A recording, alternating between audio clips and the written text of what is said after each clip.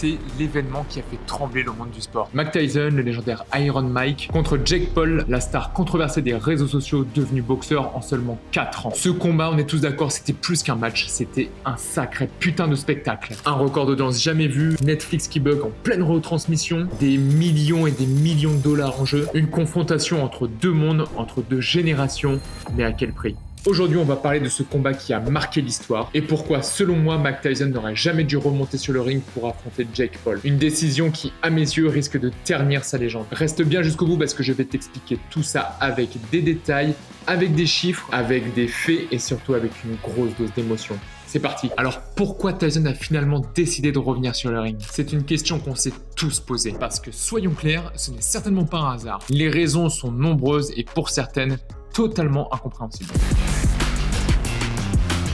D'abord, parlons chiffres. Mike Tyson a empoché 10 millions de dollars pour ce combat. Voilà.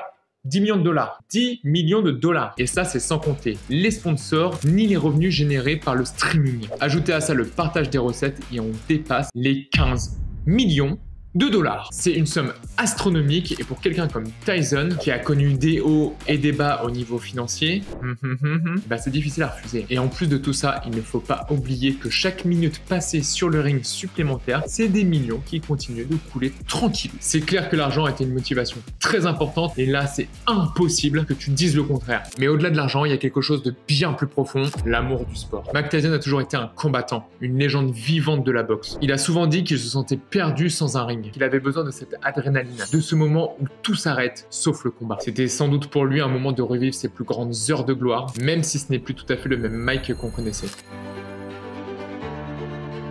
Et il y a aussi, je pense, cette envie de se prouver à lui-même qu'il en est encore capable. Parce qu'en vrai, à 58 piges, se retrouver face à un mec comme Jake Paul, jeune, en pleine forme, puissant, le mec 120 kills, c'est une putain de montagne à gravir. Je pense qu'Inox, il aurait pu se le faire. Putain, Team Inox ou quoi? Jake Paul, Inox. Pas la même catégorie, hein. Mais pour Tyson, c'était un défi. Une manière de montrer qu'il est encore un combattant, qu'il peut encore encaisser et encore frapper. Et ça, il l'a bien montré pendant le combat. Parce que même s'il avait des petits défauts, etc., machin, il y a personne qui peut dire qu'il a pas su encaisser les coups. Parce que prendre une patate d'un mec de 120 kilos, je peux vous dire qu'on le sent passer. Et lui, il n'a pas trop bougé en vrai. Mais voilà pourquoi, selon moi, Mike Tyson n'aurait jamais dû accepter ce combat.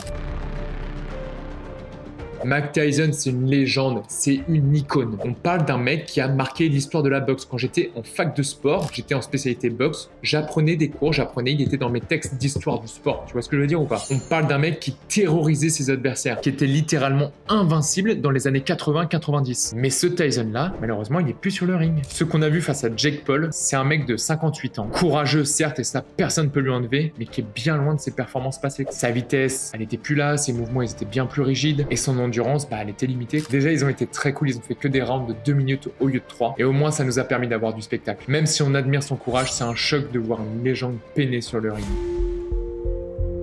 Pour les plus jeunes comme moi ou comme certainement toi qui n'ont jamais vu Tyson à son apogée, ce combat c'était censé être une démonstration de sa grandeur. Et le risque malheureusement c'est que nous on retienne que ce combat-là, tu vois. Un Mike Tyson fatigué, dépassé et vulnérable. Et ça je trouve que c'est pas juste pour une génération qui aurait dû apprendre à admirer la légende qu'il était.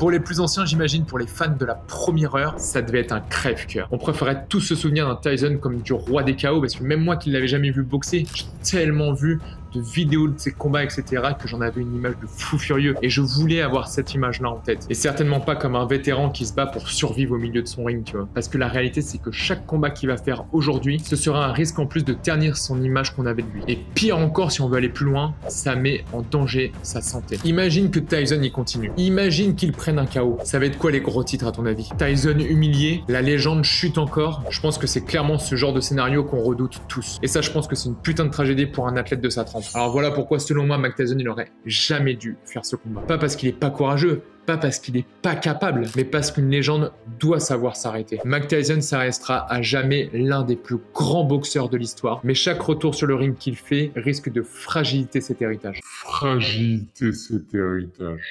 Il s'est montré quand même sous un bon jour. Il a 58 piges. Le mec, il a tenu la route. Il n'est pas tombé. Il n'a pas pris de KO. Certes, il était plus lent. Il n'a pas donné beaucoup de coups. Et je comprends que ça puisse être frustrant. Mais en vrai, ça fait quelque chose d'avoir pu voir Mike Tyson en direct. Et ça, il faut pas l'oublier. Il faut qu'on le garde pour nous. J'espère qu'il ne remontera pas sur un ring, même si j'aimerais que ça se passe pour moi égoïstement. Mais pour lui, je pense qu'il faut pas qu'il le fasse. Pour moi, c'est exactement pareil que Zizou. Il a arrêté de football et c'est très bien comme ça. Parce que voir un Zizou jusqu'à je sais pas combien de piges trottiner sur son terrain et finir comme un Lionel Messi, non merci. Parce que je préfère rester sur une image incroyable de Zizou, hyper athlétique, très performant sur le terrain et avoir cette frustration en moi de me dire que je le reverrai jamais sur un match, plutôt que de le voir s'éclater, se prendre des tampons par des mecs du dimanche, le voir se faire découper ou se voir tracer par des mecs qu'on connaît même pas. C'est mort. Et toi, dis-moi ce que tu en penses. Est-ce que tu penses que le combat contre Jake Paul a entaché sa légende? Dis-moi tout en commentaire, je veux ton avis. Et évidemment, si tu as aimé cette vidéo, like et je te dis à très vite.